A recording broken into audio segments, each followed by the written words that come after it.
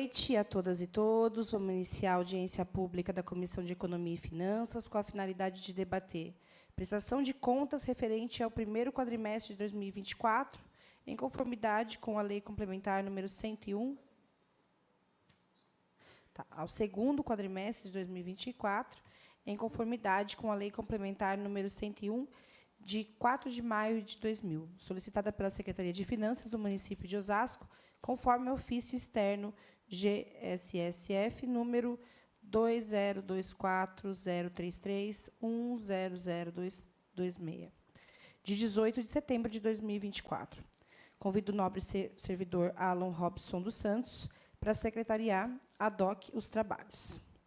Os participantes, munícipes e todos que estão nos acompanhando poderão fazer perguntas, sugestões e demais manifestações pertinentes ao tema dessa audiência pública pelo site da Câmara, através do banner que está disponível no endereço www.osasco.sp.leg.br e de forma presencial, mediante preenchimento de formulário próprio, que será disponibilizado pela assessoria em momento oportuno. Informo que essa audiência está sendo gravada pela TV Câmara, Osasco, e estará disponível pelo site osasco.sp.leg.br e pelas redes sociais Facebook e YouTube. Gostaria também de chamar para fazer parte dessa mesa, já anunciar, na verdade, a mesa dos trabalhos, os senhores Bruno Mancini, que é secretário de Finanças do município de Osasco, Carine Donizete Simões de Oliveira, subsecretária do Tesouro Municipal. Solicito ao senhor secretário que anuncie a presença dos demais participantes dessa audiência pública. Estão presentes aqui a senhora Daniela Andrade, diretora de Dívidas Públicas da Secretaria de Finanças de Osasco, o senhor Alexandro Cruz da Silva, diretor do Departamento de Desburocratização da Secretaria de Finanças, a senhora Carine Simões, que está aqui ao nosso lado, o senhor Rafael Nunes Pedrosa, que é diretor de Apoio Geral de Finanças da Secretaria de Finanças de Osasco, a senhora Luciane Gasparini, também da equipe do secretário Bruno Mancini, da Secretaria de Finanças, e o senhor Jonas de Jesus Manuel, também da equipe da Secretaria de Finanças. Fazem parte da Comissão de Economia e Finanças os seguintes vereadores: Elza Oliveira, Fábio Chirian, Ralf Silva, Julião e Juliana Gomes Curvelo. Solicito ao senhor secretário que anuncie a presença dos senhores vereadores. Apenas a vereadora Juliana Gomes Curvelo presente. Solicito ao senhor secretário que faça a leitura do ofício número 6 de 2024, da Comissão de Economia e Finanças, e ofícios de justificativa de ausência dos vereadores.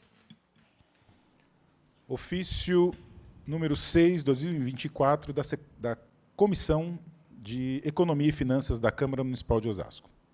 Osasco, 19 de setembro de 2024. Ao excelentíssimo senhor Carmônio Gonçalves Bastos, presidente da Câmara Municipal de Osasco. Assunto: audiência pública. Excelentíssimo senhor presidente, informo Vossa Excelência que esta comissão deliberou sobre a realização de audiência pública com a finalidade de debater o tema prestação de contas do segundo quadrimestre de 2024, a ser realizada no dia 24 de setembro de 2024, às 18 horas.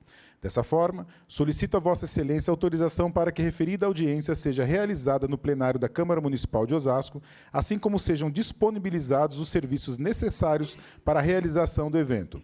Oportunamente, solicito a Vossa Excelência seja expedido ofício ao chefe do Poder Executivo, convidando o senhor Bruno Mancini, secretário de Finanças do município de Osasco, para participar da referida audiência. Respeitosamente, Fábio Chirian, presidente interino da Comissão de Economia e Finanças da Câmara de Osasco. Senhora presidente, encontram sobre a mesa 2 ofícios de justificativa de ausência. Ofício 167/2024. Excelentíssimo senhor, sirvo-me do presente para comunicar Vossa Excelência a minha ausência na presente audiência pública de prestação de contas da Secretaria de Finanças por motivo de compromisso anteriormente agendado. Nessa oportunidade, gostaria de registrar a honra que tenho, na qualidade de presidente da Comissão de Economia e Finanças durante esses 4 anos, de participar das audiências da Secretaria de Finanças e ser testemunha desse resultado magnífico de alta qualidade técnica e comprometimento que resultou nesse case de sucesso que marcou a gestão Rogério Lins e, consequentemente, a Secretaria de Finanças e todos os seus integrantes. Na oportunidade, apresento protesto de elevada estima e votos de uma audiência pública profícua e harmônica. Atenciosamente, Elza Oliveira, presidente da Comissão de Economia e Finanças. Ofício 73, Gabinete Vereador Michel Figueiredo. Excelentíssimo senhor Carmônio Bastos, presidente da Câmara Municipal de Osasco. Prezado presidente, ao cumprimentá-lo, venho, através deste expediente, justificar a minha ausência à audiência pública proposta pela Comissão de Economia e Finanças, com a finalidade de prestação de contas das metas fiscais referentes ao segundo quadrimestre de 2024, em cumprimento à Lei de Responsabilidade Fiscal, a ser realizada na data de hoje, 24 de setembro, por motivos de agenda externa. Sendo o que se apresenta, renovo expressões de elevada estima e consideração. Cordialmente, Michel Figueiredo, vereador. Eram apenas esses os ofícios, presidente. Convido a senhora Daniela Andrade Souza dos Santos, diretora do Departamento de Dívidas Públicas, para fazer uso da palavra, colocando a tribuna à sua inteira disposição. É isso? Não? Primeiro, Alexandro? Convido, então, o senhor Alexandro Cruz da Silva, diretor do Departamento de Desburocratização, para fazer uso da palavra, colocando a tribuna à sua inteira disposição.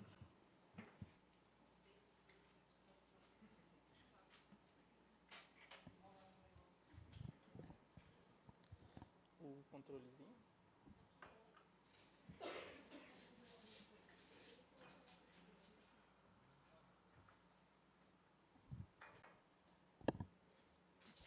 Obrigado.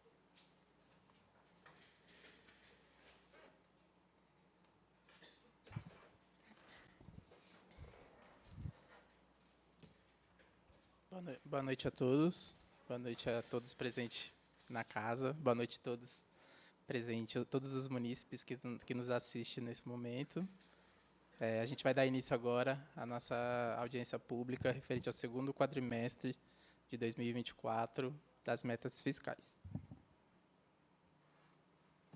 Bom, a nossa audiência, qual é o objetivo dela? O objetivo dela é demonstrar e avaliar o cumprimento das metas fiscais do segundo quadrimestre, que é o período de maio a agosto de 2024. Ali um pouquinho da nossa legislação, que é o que faz o motivo da gente estar aqui, né? Que é o parágrafo 4º do artigo 9º da Lei de Responsabilidade Fiscal. E aqui as 5 metas fiscais que a gente vai apresentar hoje para vocês aqui. A da receita, despesa, resultado primário, nominal e dívida consolidada líquida. Receita pública. A receita pública é o dinheiro que o governo dispõe para manter a estrutura e oferecer bens e serviços à sociedade, como hospitais, iluminação, etc. Lá no seu artigo 11 da Lei 4.320, ela determina que a receita é classificada em 2 categorias. Categoria corrente e categoria de capital. Categoria receita corrente seria basicamente os tributos, as taxas e os demais impostos. A receita de capital seria a operação de crédito e a alienação de bens. Aqui a gente tem um quadro das nossas receitas, exceto intra-orçamentária, que demonstra ali que a gente teve de previsão na receita corrente de 4.718.698.749, contra arrecadado, até agosto de 2024, 3.222.828.151, que equivale a 68% da nossa previsão. Já na receita de capital, a gente tem 160 milhões previsto, contra 36 milhões arrecadado, 23% da sua arrecadação. No geral, a gente arrecadou 67% da arrecadação até agosto. Aqui é um quadro dos principais recursos que a gente tem, que é o IR, IPTU, ITBI, ISS e os demais. E aí dá para a gente perceber que todos tiveram uma evolução, e no total a gente teve uma evolução de 13%. Saiu de um segundo quadrimestre, comparativo de janeiro a agosto de 2023, de 2.727.432.756, contra 3.128.715.635. Falando um pouquinho da segunda meta, que é da despesa. A despesa, assim como a receita lá na Lei 4.320, que é a Lei de Orçamento, ela também destaca o que é despesa, destaca que tem dois tipos de despesa, a corrente e a de capital. A corrente, energia elétrica, salários, demais coisas rotineiras que a gente costuma pagar. A despesa de capital, mobiliário em geral, obras em andamento, amortização. Aqui também, assim como na receita, a gente tem um quadro resumido de toda a nossa despesa, exceto o intra e exceto a reserva de contingência. Temos aqui a despesa corrente, que a gente teve uma fixação da despesa lá que vem da LOA, 4.589.131.093, contra um liquidado que a gente tem até agosto de 2.814.614.733, que equivale a 61%. Já na despesa de capital, a gente tem 615.433.873 de fixação da despesa, contra liquidado 191.339.238, que equivale a 31%. No geral, a gente tem 58% liquidado das nossas dotações. Aqui, um quadro separado por grupo de despesa. A gente tem do total da despesa corrente, né? 2 bi, aqui é um comparativo de janeiro a agosto de 2023 contra janeiro a agosto de 2024, no mesmo período. Então, a gente tem de despesa corrente 2.415.489.627 contra 2.814.614.733, 14% maior do que o mesmo período de 2023. Já na despesa de capital, a gente tem 226.899.580, executado de janeiro a agosto de 23, contra 191.339.238, uma variação um pouco menor, de 16%, em relação ao mesmo período. Aqui a gente demonstra o resultado orçamentário consolidado da administração direta e indireta. O valor que a gente arrecadou até agosto, que é a receita realizada, 3.259.157.748,07 contra o que a gente empenhou, liquidou e pagou. No empenhado, a gente tem menos 20,64%, porque a gente costuma empenhar a estimativa, então tem muita coisa que ainda vai ser executada no período. No liquidado, a gente tem 7,7%, então de 3.259 milhões que a gente arrecadou, a gente liquidou 3.005, 953.972.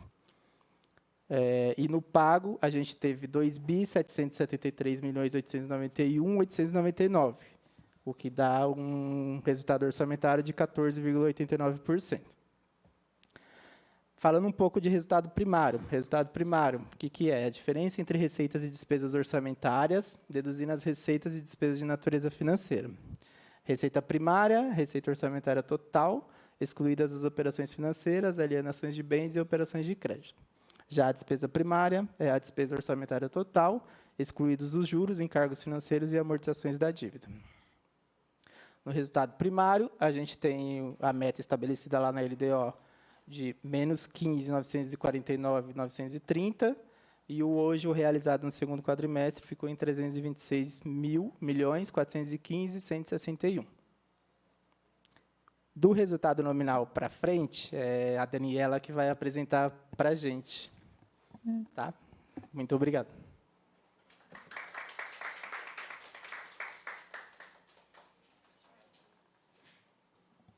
Convido a senhora Daniela Andrade Souza dos Santos, diretora de Departamento de Dívidas Públicas, para fazer uso da palavra. Obrigada, boa noite a todos e a todas presentes nessa casa e os munícipes de casa que estão nos assistindo. Eu vou dar continuidade na apresentação e eu vou falar sobre a quarta meta, que é o resultado nominal. Ele consiste na diferença entre o saldo da dívida consolidada líquida de um período em relação ao período anterior, onde ele indica se a dívida pública ela está aumentando ou diminuindo. Nesse quadro, nós podemos ver que quanto menor, melhor. Então, nós vemos a dívida em 31/12/23, ela fechou em 931.121.824. O mesmo período, em 31/8/24, ela fechou em 648.883.843. Então, nós temos um resultado nominal no quadrimestre de menos 237.981. Então, assim, quanto menor, melhor. Então, assim, ela teve uma boa redução nesse período. Nesse quadro, a gente abre o resultado nominal, onde nós podemos visualizar a dívida consolidada líquida na sua composição, onde ele traz a dívida mobiliária, a dívida contratual que nós temos e os empréstimos também que o município lhe contrai com as instituições financeiras. Então, nesse quadro, a gente vê os fatores que influenciaram o aumento ou a diminuição da dívida consolidada líquida entre esses dois períodos.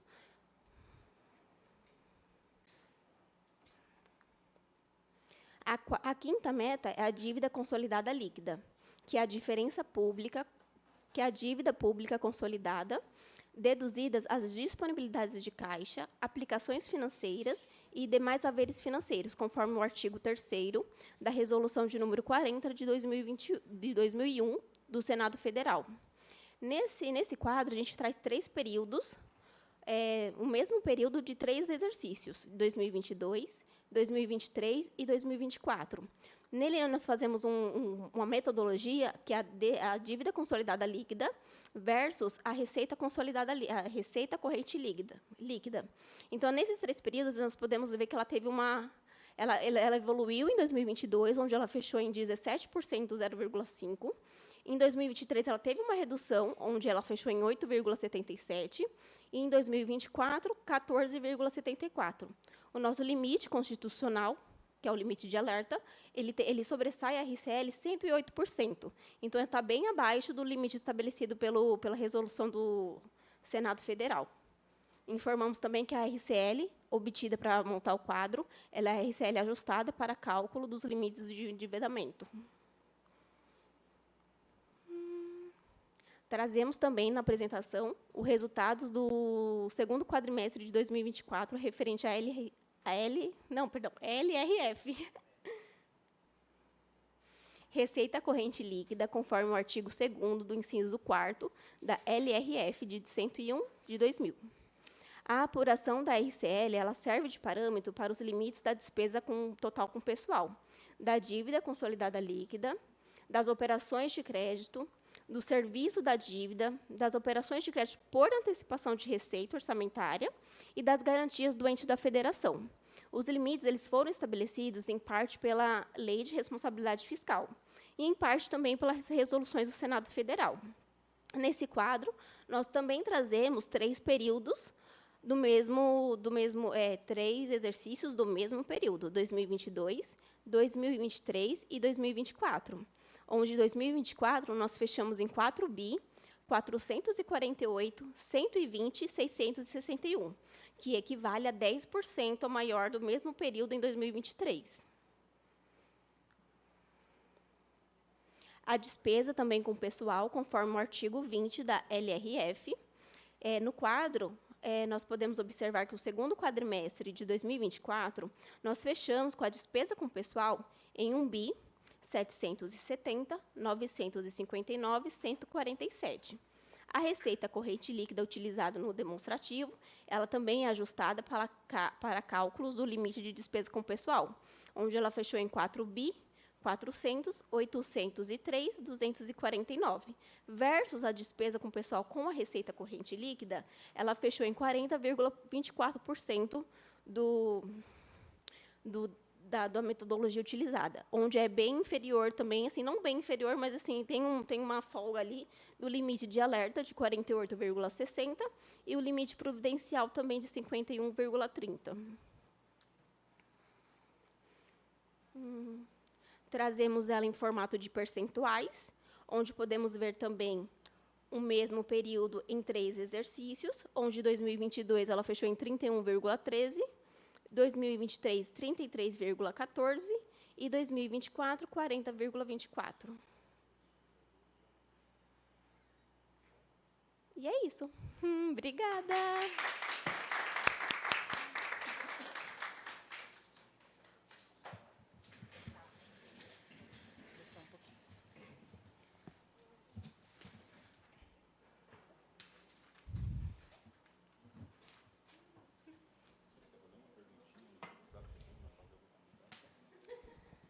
Bom, eu vou aproveitar, então, esse momento para poder só oficializar a pergunta que eu acabei de fazer para o Bruno, né? Tem algumas pendências com relação a alguns pagamentos, e eu sei que existe uma fila para poder ser feito, que é o que a gente vive falando quando traz alguma questão das finanças aqui, que é sobre as emendas municipais, né? Mesmo que seja a responsabilidade das outras secretarias, também passa pela Secretaria de Finanças para poder executar o pagamento.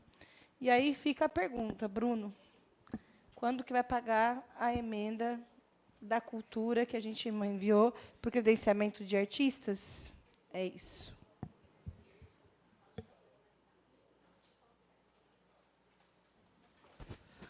Muito obrigado, Ju, pela presidência que você exerce aqui nessa nossa audiência. Uma boa noite a todo mundo que está aqui. O Helder, um grande amigo, representando a vereadora Elza, nossa presidente dessa comissão, que nos agraciou com um ofício muito generoso, gentil. Agradeço muito a vereadora Elza, uma parceira. Essa Comissão de Economia e Finanças toda, em sua composição, uma parceira de todas as audiências, discussões e debates orçamentários, que são muito importantes. E agradecer a nossa equipe, né, aqui na figura da Dani e do Alex, que apresentaram, mas todos estão aqui presentes, os que fazem esses números, né, preparam esses dados e essas informações com tanto carinho, e em especial minha grandíssima amiga, com quem eu tenho o prazer de trabalhar todo dia junto nesse desafio, que é a Karine. Eu falo que a nossa economia de Osasco só vai bem porque tem, apesar de ter a mim como secretário, homem, que só faz lambanças, tem 2 subsecretárias mulheres. Então, as coisas vão para o eixo porque estão sob a responsabilidade delas. Óbvio que nós, homens, lá, estamos tentando não estragar muito, mas é sob a batuta das mulheres. Isso é sobre empoderamento feminino, Ju. Às vezes a gente fica muito na base do discurso e pouco para a prática, né? E a gente valoriza e reconhece as boas profissionais que a gente tem, que também são mães, são donas de casa, são companheiras, são trabalhadoras em vários turnos e fazem esse resultado tão incrível que a gente tem hoje. É um prazer poder compartilhar esses resultados. Eu fico feliz que a gente consegue associar dentro da gestão do prefeito Rogério Lins, né, e a gente está aqui na penúltima prestação de contas, né, no penúltimo quadrimestre desse ano, que é o último de gestão do prefeito Rogério Lins. Ainda haverá o próximo quadrimestre, mas ele é só apresentado em fevereiro, né, já não vai ser o prefeito Rogério Lins que vai estar lá à frente da prefeitura, mas é a última vez que a gente vem aqui apresentar e prestar contas dentro desse mandato, e é uma tônica que ele mantém, né, e todos da nossa equipe se sensibilizam muito com isso, que é não abrir mão da responsabilidade fiscal, sob hipótese nenhuma, mas nunca deixar de enxergar a responsabilidade social que a gente tem em conseguir transformar todo esse crescimento econômico, esse desempenho, esses números superlativos que o Alex e a Daniela apresentaram, em resultado para a população, porque senão não vale de nada. Não adianta nada. A gente fica com todo o respeito que eu tenho, igual São Paulo, que tem bilhões em caixa e não consegue avançar em políticas sociais de desenvolvimento, como a gente conseguiu avançar. E aí isso tem se repercutido também em indicadores na área de segurança pública, na área de educação, na área de saúde, né? A gente tem desafios enormes, mas a gente tem muitos avanços a comemorar, então eu fico feliz por isso. Antes de responder a sua pergunta, falando rapidamente sobre os números, né, abordando assim, o que eles significam, né? A gente está falando de um crescimento sustentado da arrecadação, pautado agressivamente no desempenho econômico das empresas que estão aqui, né? Então, a gente está fazendo bons números na arrecadação sem onerar o cidadão diretamente, especialmente no imposto que mais dói no bolso do cidadão, que é o IPTU. Então, a gente tem uma curva desde 2005, né? Pegamos 20 anos de série histórica, a gente tem um crescimento do IPTU que ele é praticamente empatado com a inflação, enquanto o crescimento do ISS ele multiplica por 10 praticamente desde 2005. Então, é um trabalho que a gente vem fazendo, a cidade de Osasco vem fazendo, lógico, né? A gente está lá de vigilante desse momento, mas é um trabalho que é reconhecido e que demonstra sucessivo crescimento sustentável do ponto de vista de arrecadação, o que permite que a despesa também cresça, né, olhando para as questões que são necessárias. A gente sabe o quanto é difícil fazer política pública, porque é cara, né? A gente tem pessoal, tem que ser valorizado esse pessoal que trabalha para o serviço público, e tem serviços que são colocados à disposição da população que também precisam ser garantidos. E aí a gente tem conseguido, os números desse ano mostram, né, que a gente está fechando o quadrimestre com praticamente 2/3 da arrecadação concluída. A gente deve cumprir a meta de arrecadação e cumprir a meta da despesa, mantendo o equilíbrio do orçamento, né?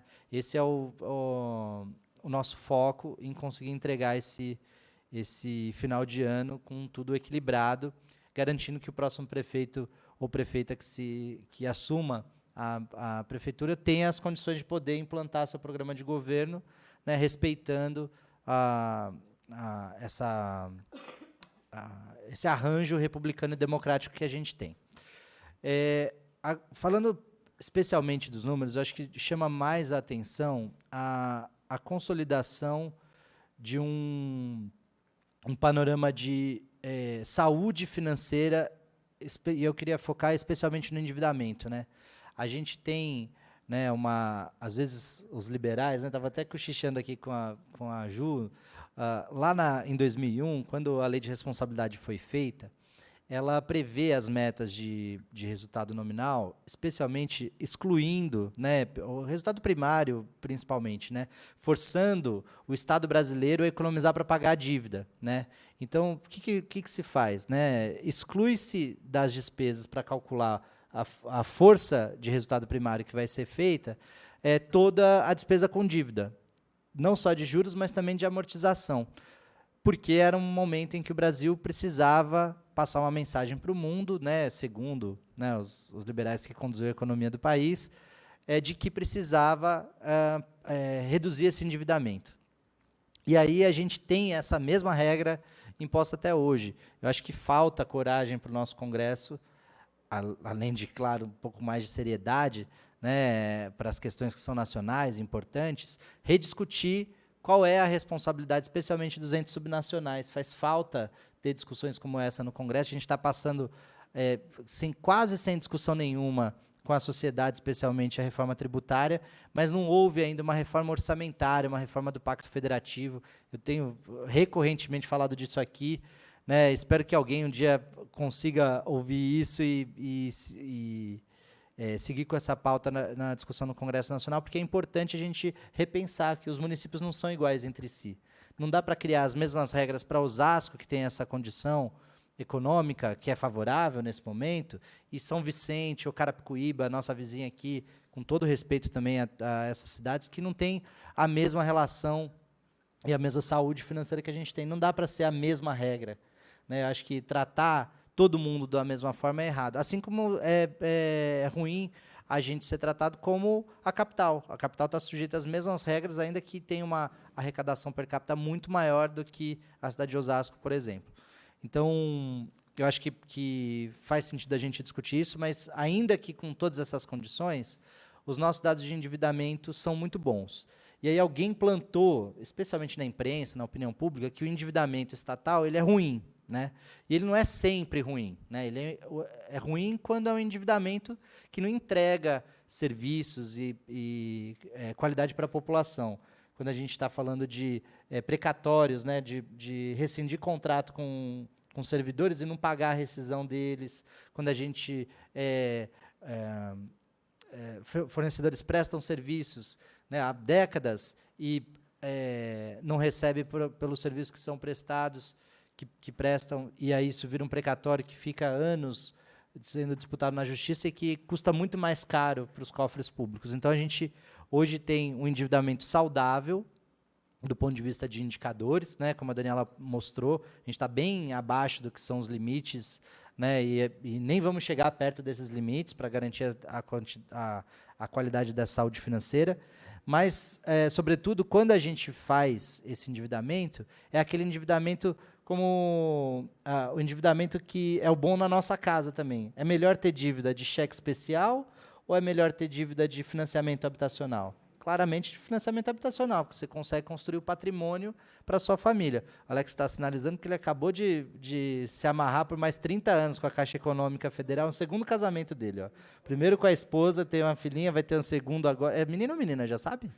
Menino, ó, que beleza. E o segundo é com a Caixa Econômica Federal, que vai, durante 30 anos, pagar pelo imóvel dele, mas que bom, né? É um endividamento bom, muito melhor do que dever o cartão de crédito, o cheque especial. E a gente está higienizando as nossas dívidas dessa forma também. Estamos reduzindo todas essas dívidas.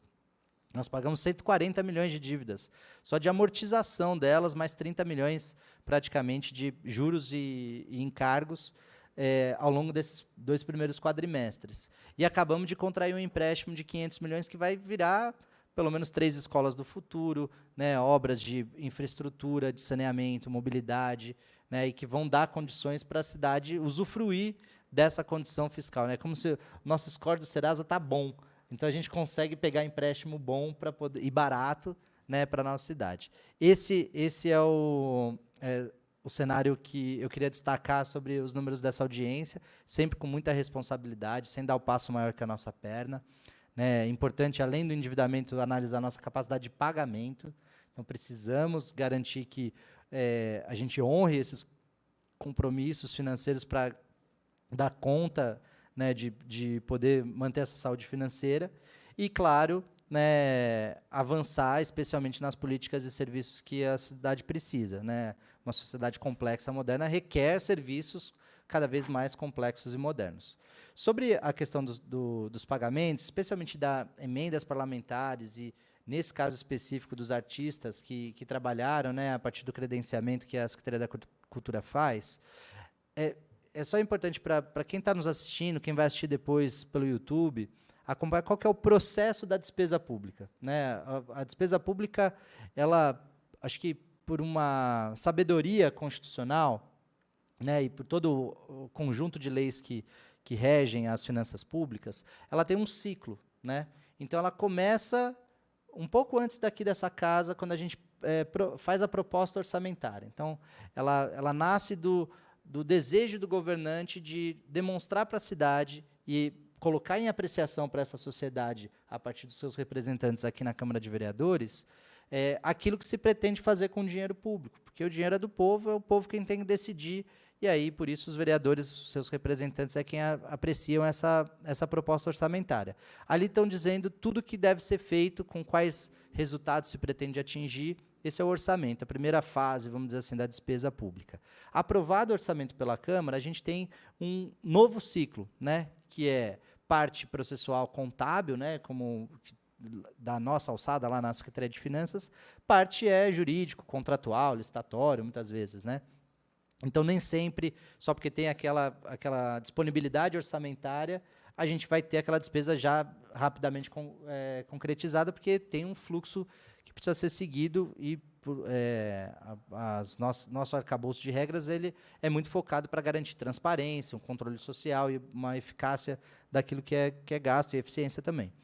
Então, aí, a partir daí, faz-se a reserva orçamentária. Então, eu garanto que aquele recurso não vai ser mobilizado para outra despesa, né, para começar aquele processo a trafegar. Então, eu garanto aquele crédito orçamentário destacado exatamente para aquela finalidade. Quando eu faço a contratação, e essa contratação pode ser de múltiplas formas, né, nesse caso do credenciamento dos artistas, a gente faz por essa modalidade que a gente já estabelece quais são os valores de cachê que vão ser pagos.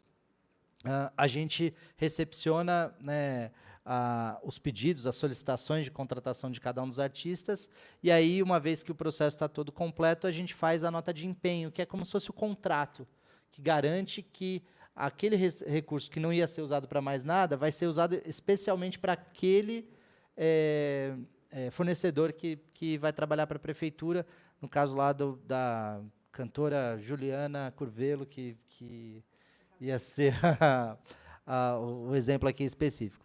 E aí, a partir desse contrato, que é a nota de empenho, o artista, né, e a secretaria está autorizado a proceder com show, com atividade cultural, oficina, o que quer que seja.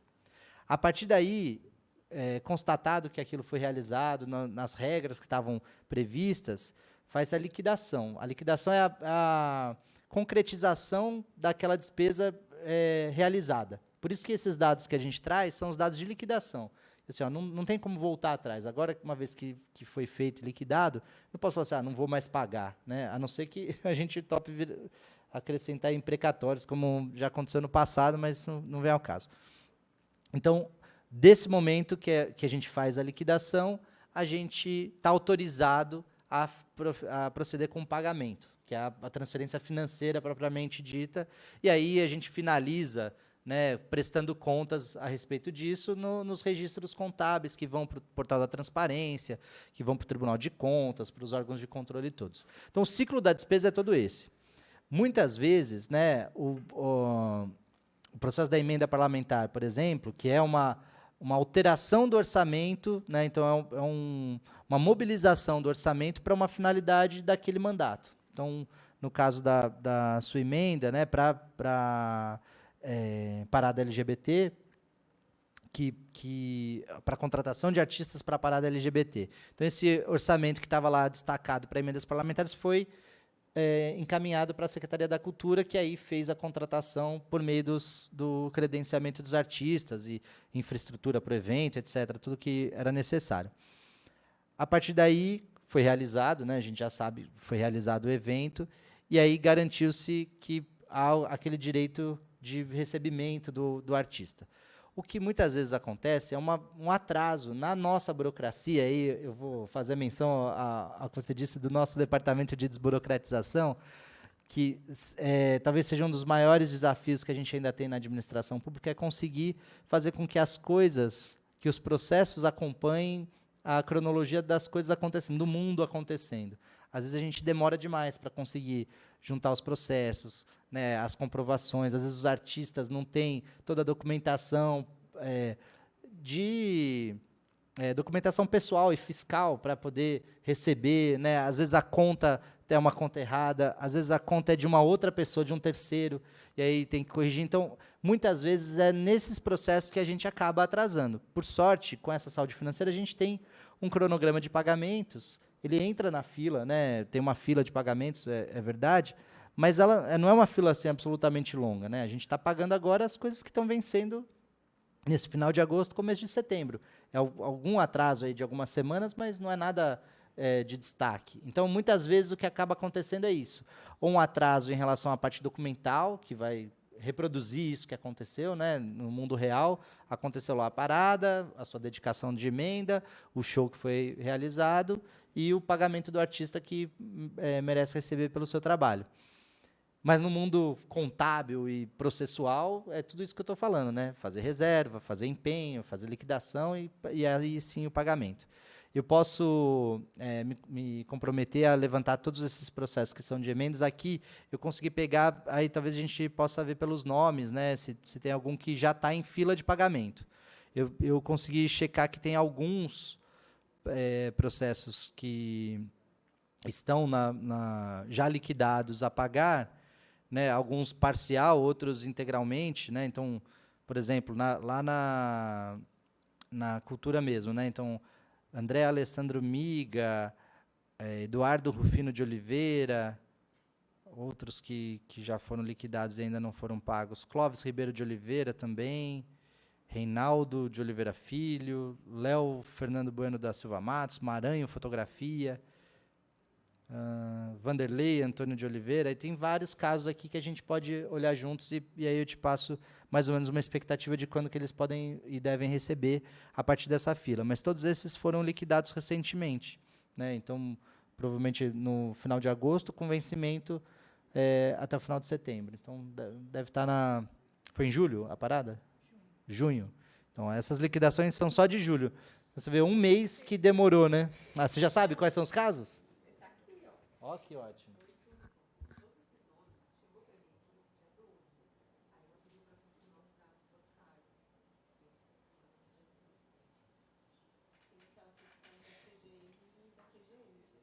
Ah, então.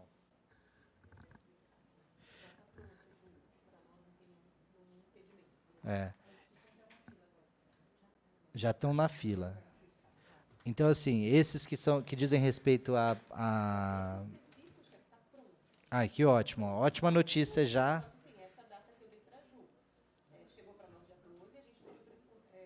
Chegou em finanças dia 12, Ju. Essa autorização aqui, depois de todo esse trâmite que ocorreu, só chegou para a gente dia 12 de setembro. E aí a gente encaminhou o ofício para confirmação das contas bancárias, tem que estar tudo certinho, e retornou dia 17.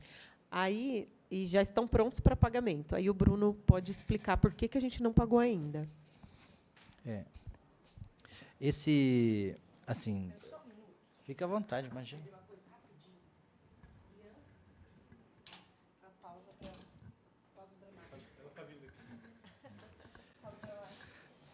Então, a gente, dentro desse processo que a gente tem, especialmente em despesas que escapam à regra que é da licitação, essencialmente, a gente tem os nossos mecanismos de governança que acompanham e controlam para que garantam que a gente não tenha nenhum problema em relação à prestação de contas desse recurso que é público. Então, antes de pagar, em algumas despesas, essa é uma delas, né, em relação ao credenciamento de artistas, agora a gente vai ter a parte de credenciamento de professores e profissionais da área do esporte, de educação física, para promover atividades também, outros que são relacionados ao terceiro setor.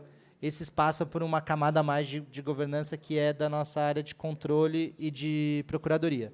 Mas, com certeza, se já está nessa fase, a gente já está em vias de pagar, provavelmente, mais algumas semanas eles estão recebendo, com sorte. Tá bom?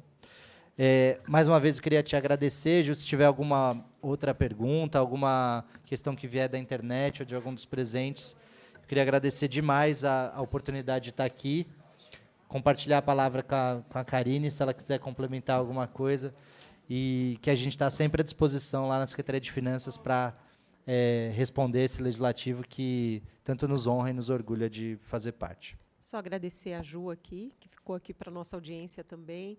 É sempre um prazer. A gente te espera, Ju. A gente sempre pede para que você vá, não só a Ju, mas todos os vereadores, os assessores. A Secretaria de Finanças é parceira, agradece a parceria dessa casa também. E a gente está à disposição da população de Osasco e dessa casa que representa o povo de Osasco. Obrigada.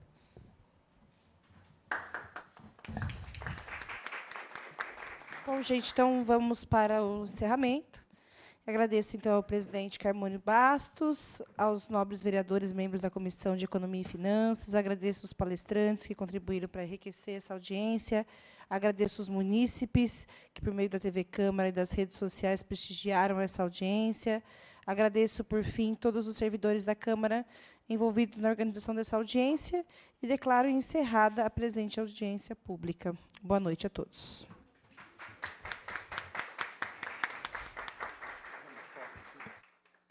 Agradecimento especial ao nosso secretário, Alan, que mais uma vez arrasou.